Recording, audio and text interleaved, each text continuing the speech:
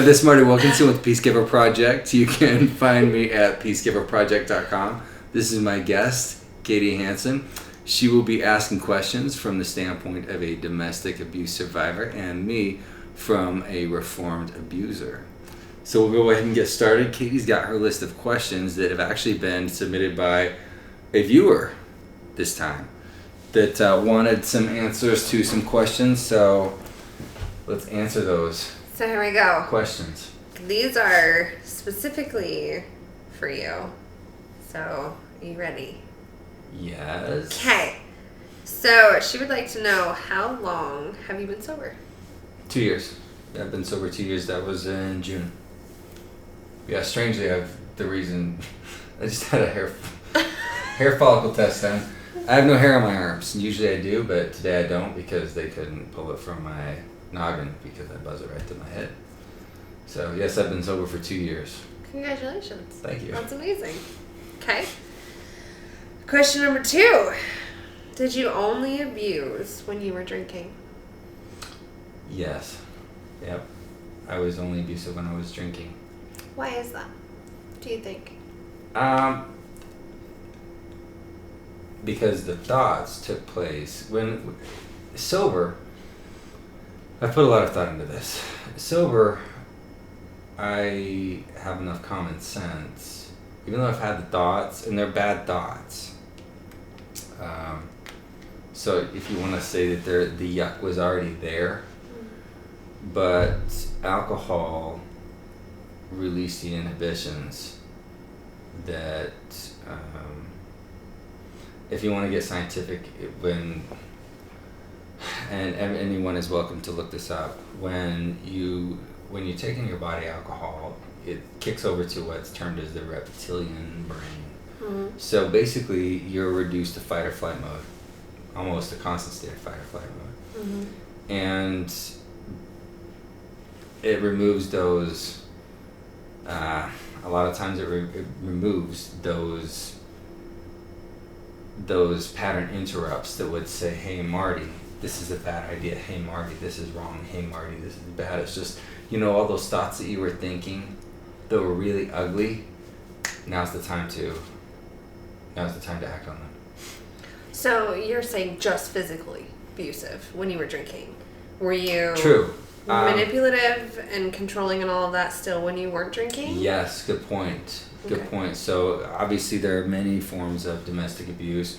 Verbal, financial, there's a laundry list. And drinking is, when you're drinking, that's, to be specific, actively drinking during the day. So let's say I'm, being an alcoholic, it changes the chemistry of your brain. Mm-hmm. It just does. So I wasn't what I would say rational anyways at that point. But even when I was not intoxicated, I was still verbally abusive. I would still say ugly things. I would still think really ugly things without a filter. Those things that would have been repulsive to me at one time were acceptable while I was under the influence. Absolutely. Okay. So really, the only thing that really intensified was the physical abuse then when you were drinking? Yes. Now, keeping in mind, a lot of abusive people, including myself when I was abusive, would justify it. Like, and even and I did that, and vice versa. When she was physically abusive or when she would say ugly things while she was drinking, I'd be like, oh, she's just drunk.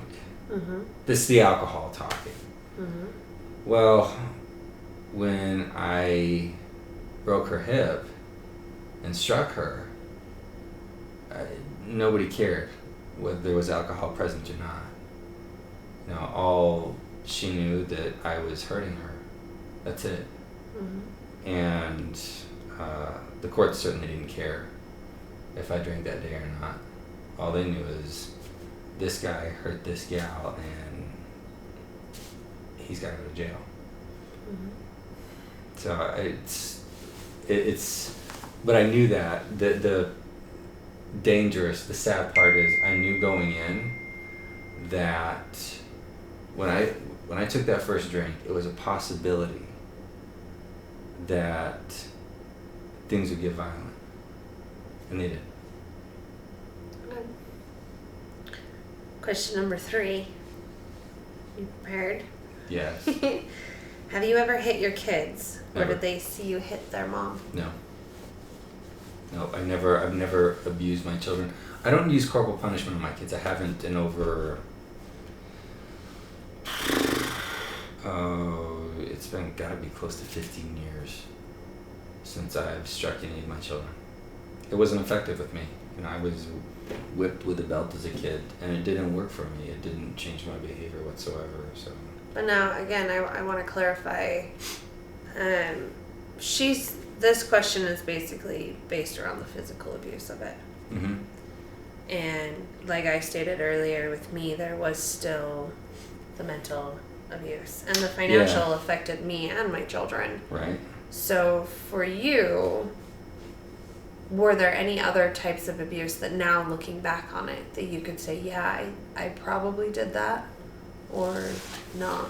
No, not with. No, it's weird. My boys are sacred, and I would dare say it's probably fairly common. It's actually, there was an Oxford study done years ago that you would think that the statistic would be higher, but only 50%. It's between 50 and 70% of men who are physically abusive to their spouses are never physically abusive to their children. That means on the high side it's 50%, on the low side it's 30%. So I didn't with my kids. I'm not a yeller per se. I don't like yelling. I don't like to be yelled at. No.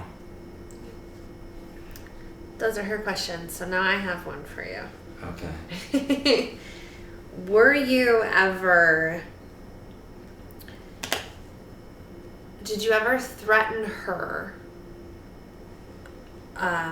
with hurting yourself? No. I didn't. That was a bit taboo, in part because that was a touchy subject, because her mother, she lost her mother that way, and I never threatened it. I never threatened to hurt myself as a form of manipulation. I would do other things, but no. So not to turn the question, not to it's the reason why that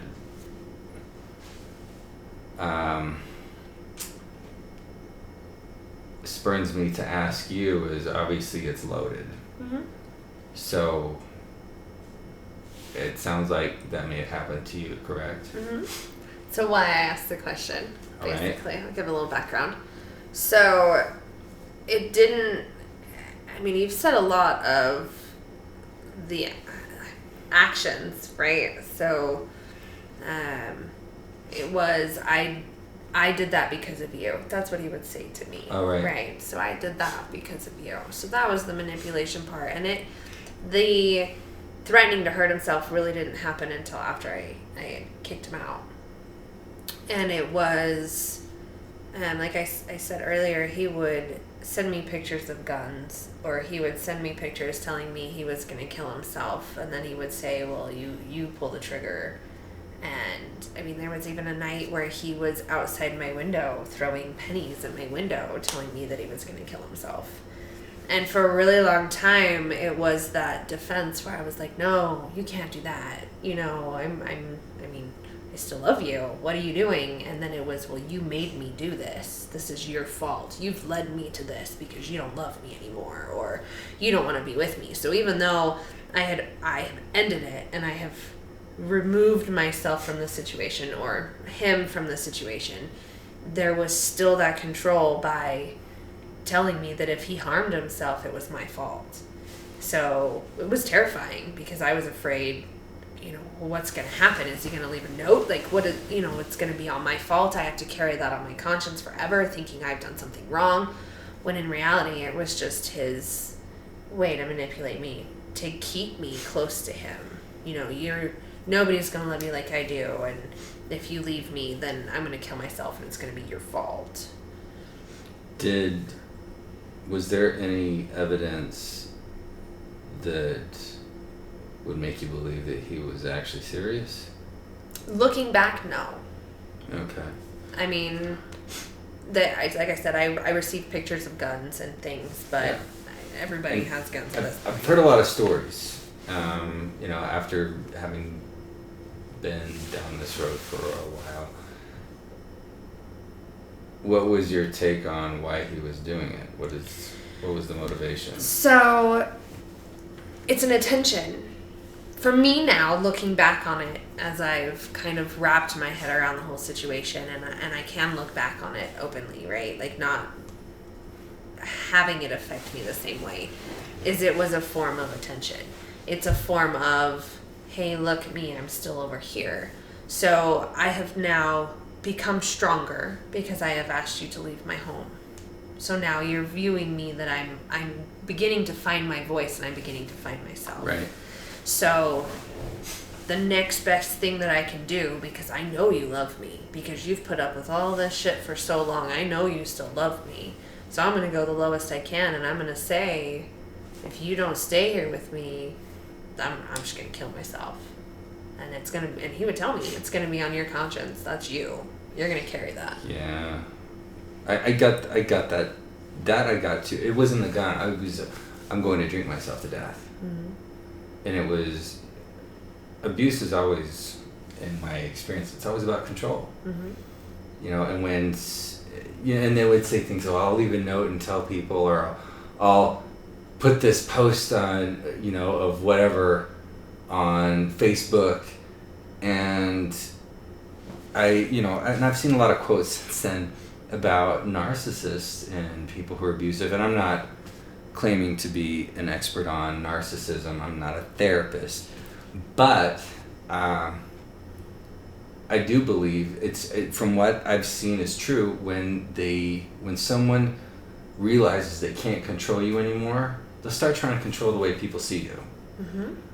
And they'll start recruiting. Oh yeah. They'll start recruiting a gang. Well, they'll have friends call and, well, she did this, and I, mm-hmm. I did that and she did that too. It's, oh, well, he did this. I'm like, I've done so many bad things. You don't even have to make anything up. Why are you making things up about me?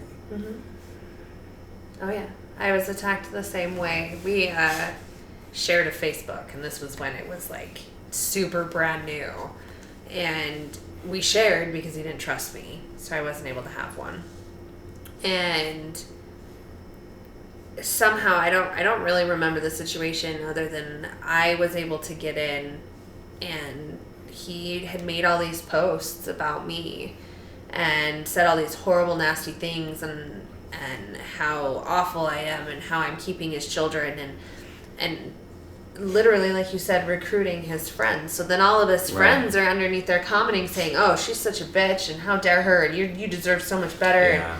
And so now I'm looking at this going, wait, like this is one-sided. You have no idea what's really happening. So now I'm feeling victimized again because all of these people are now on his side, and then you have his family that's on his side. So all I did was delete the messages.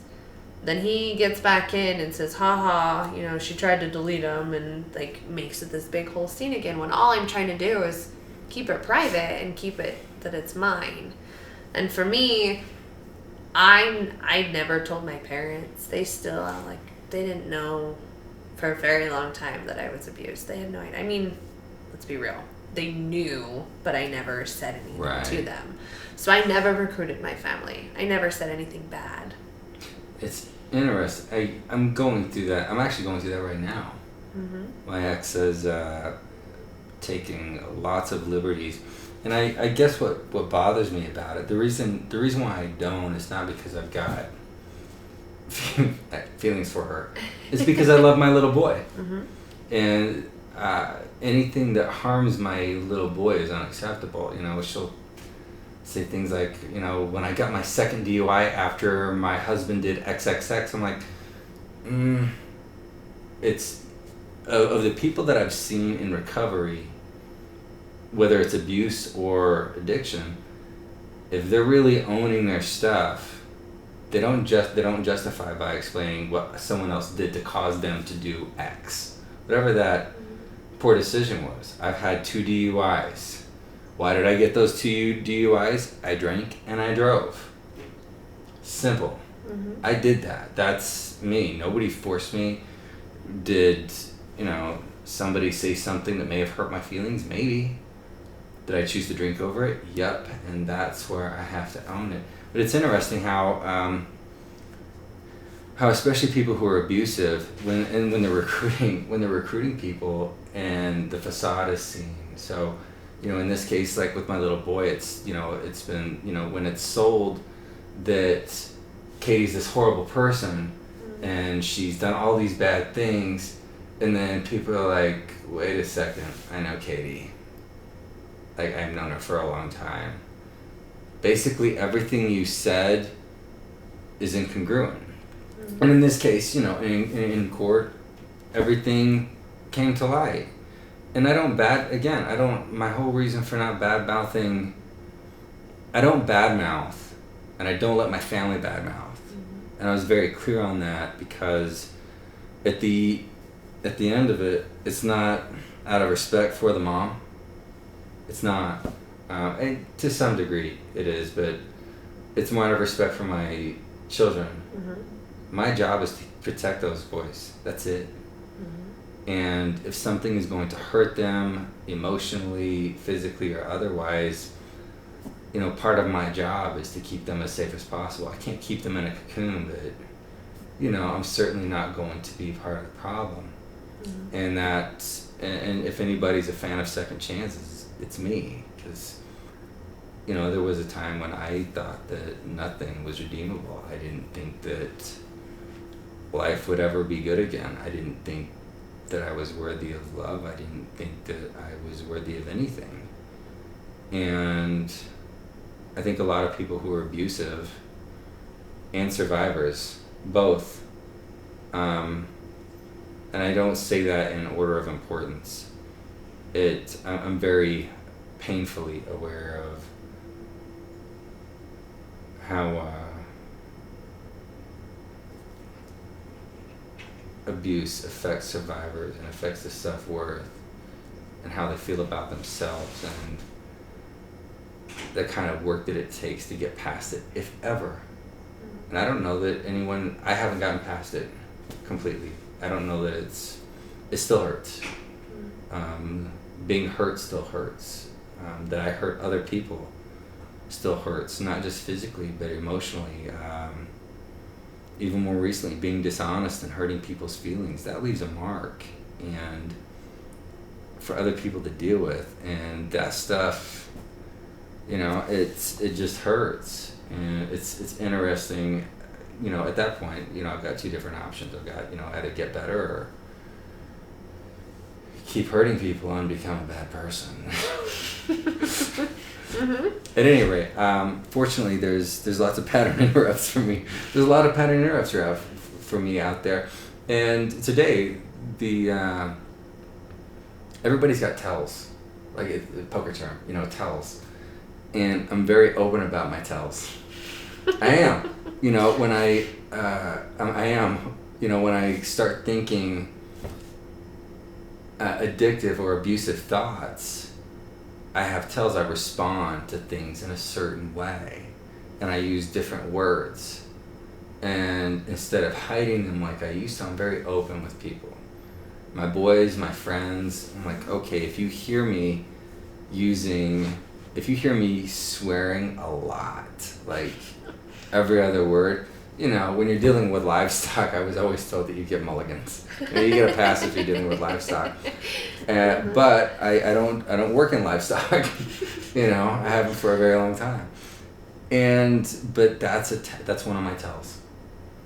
That's one of my responses, because and I'm open about that, because then they can, even my boys, they'll be like, Dad, you've been swearing a lot. Is everything cool? Are you cool? I'm like, sometimes I'm like, yeah, I actually just smacked my kneecap with a hammer, so, it's a logical explanation. Yeah. And other times I'm like, I'm very open with them. I'm like, you're right.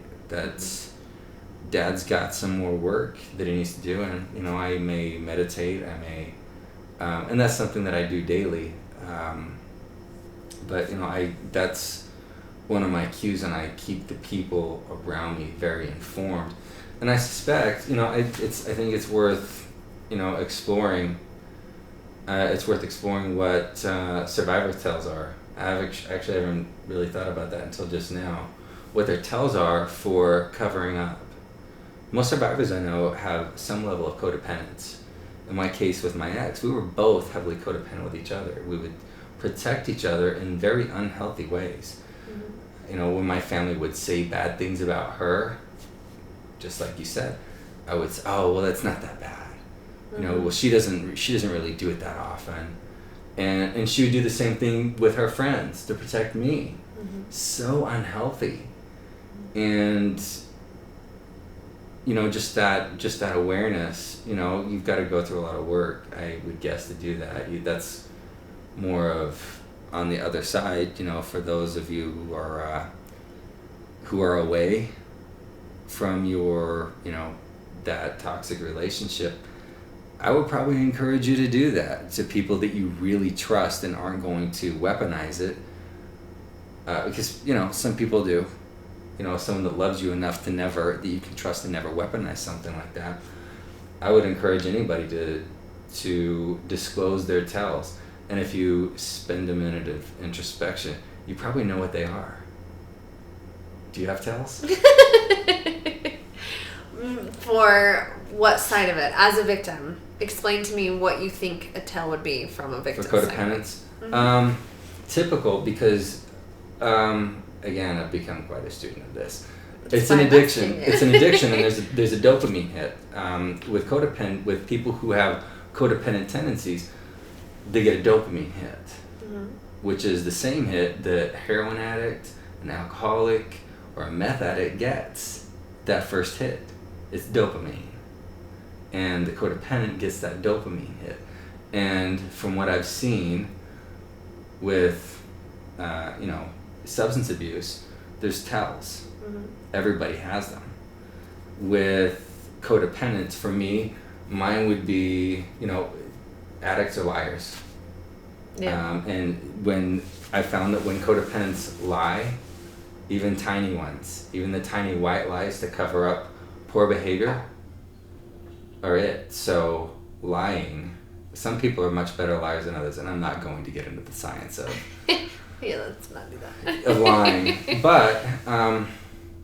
But again, if you're really serious about this, I would even maybe I will do this. I think I will. What my tells are when I'm lying, disclose them to the people around me, to my boys certainly, and my parents. The people that are close to me.